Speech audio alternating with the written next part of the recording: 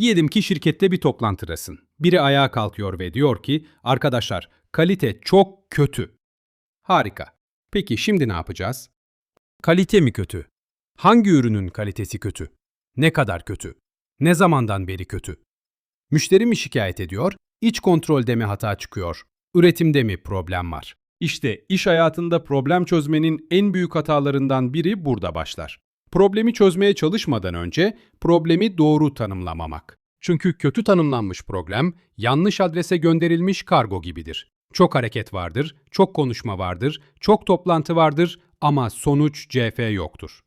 Bugün sık duyulan 5 kötü problem tanımına bakalım. İlk örnek. Kalite problemlerimiz var. Bu cümle kulağa doğru gibi gelir ama aslında çok zayıf bir problem tanımıdır. Neden? Çünkü spesifik değildir.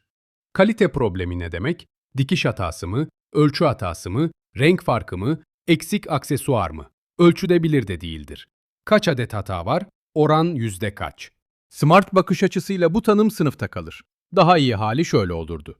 Mayıs ayında A atölyesinde dış giyim ürünlerinde ölçü hatası oranı %2'den %6'ya yükseldi.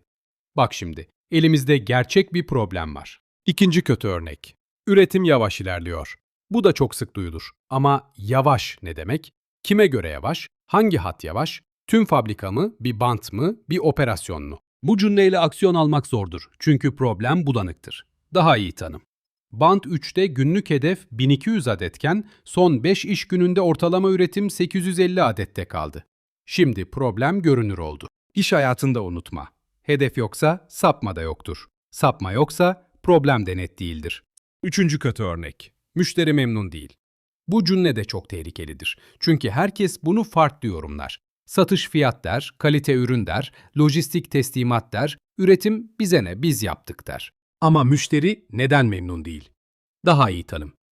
Son çeyrekte X müşterisinden gelen teslimat gecikmesi şikayetleri 3 adetten 11 adede yükseldi. Bu tanım tartışmayı kişisel yorumdan çıkarır, veriye getirir. Çünkü iyi problem tanımı insanları suçlamaz. İyi problem tanımı sistemi gösterir. Dördüncü kötü örnek. Çalışanlar dikkatsiz. Bu özellikle çok tehlikelidir. Çünkü problem tanımı değil, suçlamadır. Bir tanım kim suçlu diye değil, ne oluyor, nerede, ne kadar diye başlamalı. Çalışanlar dikkatsiz dediğinde çözüm ne olur? Daha dikkatli olun. Evet, müthiş çözüm. Bunu yazalım, duvara asalım, problem bitsin. Tabii ki bitmez. Çünkü belki talimat net değildir. Belki eğitim eksiktir. Belki kontrol noktası yanlıştır. Belki ışık yetersizdir. Belki iş yükü fazladır. Belki ölçüm sistemi hatalıdır. Daha iyi tanım şöyle olur. Son 2 haftada paketleme hattında yanlış etiket takma hatası günlük ortalama 4 adetten 13 adede yükseldi. Bu cümle kimseyi suçlamıyor ama problemi net gösteriyor.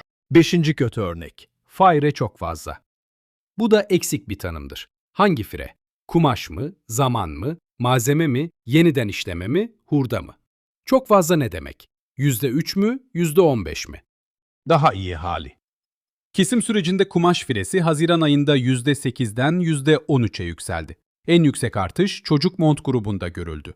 Şimdi problem artık yakalanabilir hale geldi. Burada ana mesaj şu. Kötü problem tanımı genelde şu özellikleri taşır.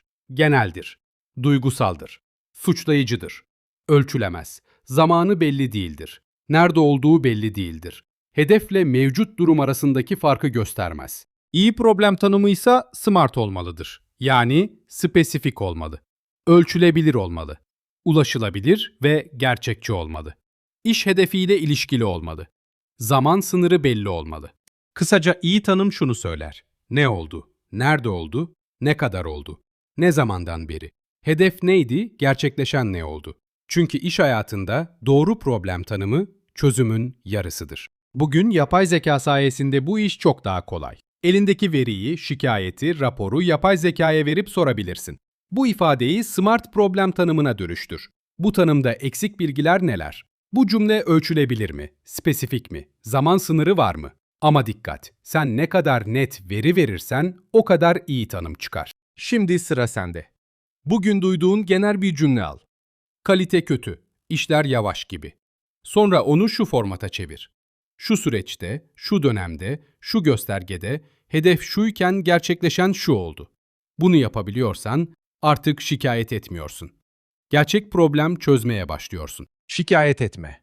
Problem tanımla.